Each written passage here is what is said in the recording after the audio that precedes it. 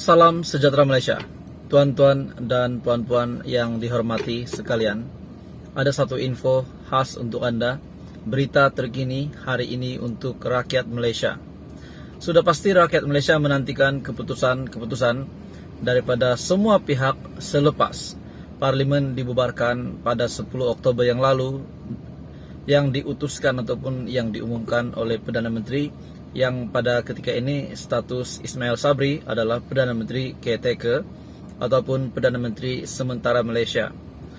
Tuan-tuan dan puan-puan, selepas Parlimen dibubarkan, mesti banyak penerimaan rakyat, banyak ragam, banyak jenis penerimaan rakyat.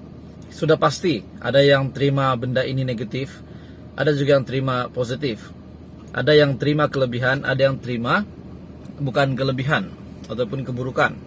Mungkin rakyat Malaysia ada yang belum bersedia untuk menghadap PRU 15. Mungkin ada juga rakyat Malaysia yang sudah bersedia ataupun mungkin tak peduli langsung PRU 15 diadakan.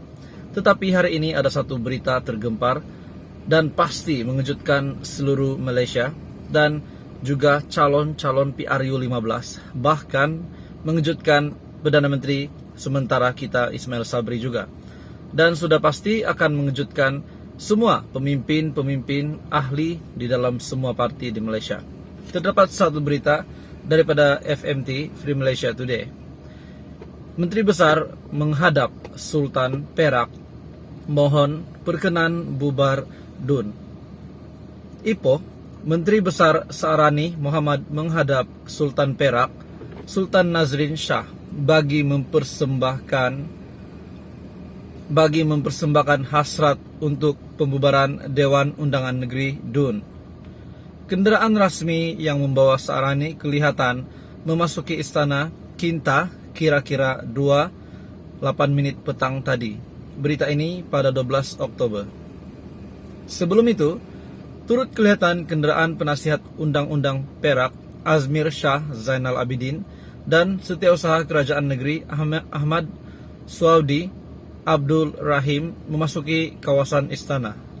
Ahmad Suaidi.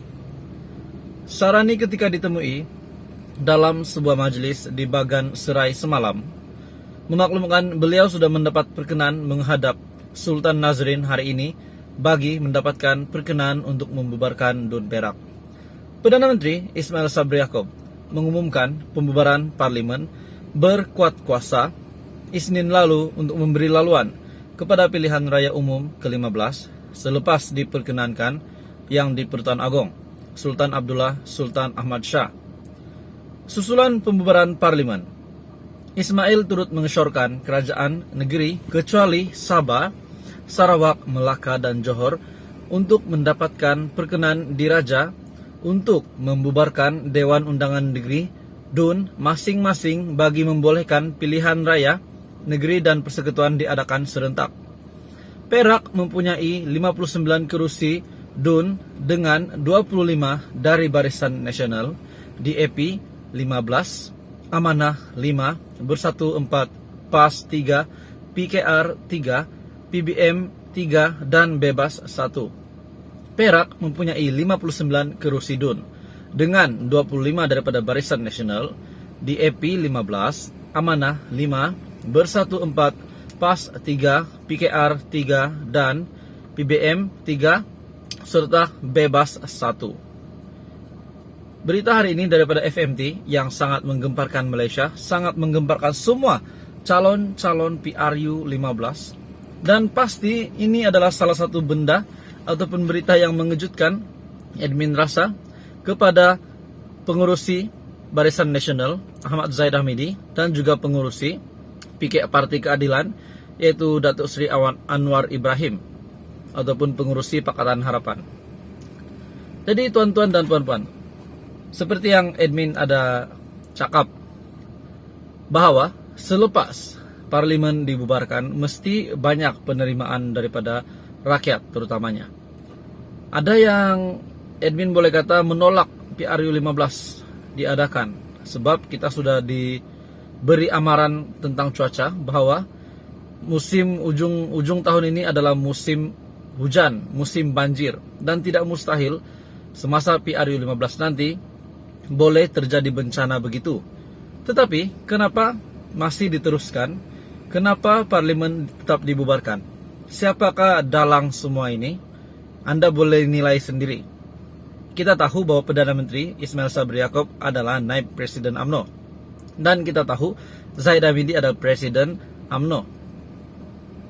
Tidak mustahil juga Ismail Sabri, di mana beliau adalah Perdana Menteri ketika pada ketika ini, telah dihasut ataupun didesak sehingga kan beliau telah menghadap Agong, dan akhirnya Agong telah memutuskan ataupun telah istihar, dan akhirnya Perdana Menteri telah membuat pengumuman putusan khas pada 10 Oktober yang lalu, di mana beliau telah merasmikan ataupun telah memutuskan parlimen dibubarkan. Dan setelah parlimen dibubarkan, ramai yang terima berita ini terkejut, sebab tiba-tiba saja parlimen dibubarkan. Jadi, tuan-tuan dan puan-puan, perkara ini adalah sangat mengejutkan. Dan kepada Perdana Menteri ketika kita, Ismail Sabri pada ketika ini, di mana beliau juga telah disaman oleh MP Klang, Charles Santiago. Beliau telah disaman berhubungan dengan berikutan dengan pengumuman beliau ataupun putusan beliau yang telah membubarkan parlimen baru-baru ini. Tuan-tuan dan puan-puan, semoga selepas ini apa saja keputusan yang dilakukan untuk Malaysia adalah untuk rakyat.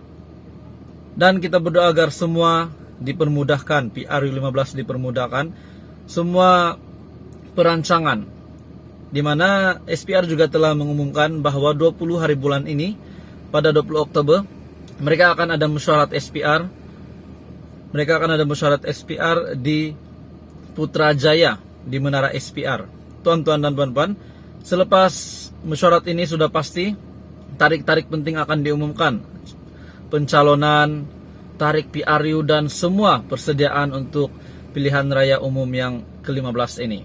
Kita menantikan pilihan raya umum ke-15 ini, siapa saja yang bakal naik, kita akan berdoa supaya semuanya dalam keadaan yang baik, dan semua pemimpin ahli politik yang bakal bertanding, yang menjadi calon PRU 15, kita berdoa agar mereka akan dapat menunaikan manifesto mereka untuk rakyat, dan bukan manifesto untuk diri sendiri. Sebab rakyat mahu kerajaan yang kukuh, kerajaan yang adil, kerajaan yang saksama, kerajaan yang menjaga rakyat makmur, harmoni semua. Tuan-tuan dan puan-puan, teruskan bersama di dalam channel ini. Semoga semuanya dipermudahkan. Admin akan sentiasa kongsikan kepada Anda info terkini politik hangat di Malaysia. Malaysia kita punya, kita cinta Malaysia. Terima kasih Malaysia kerana menonton.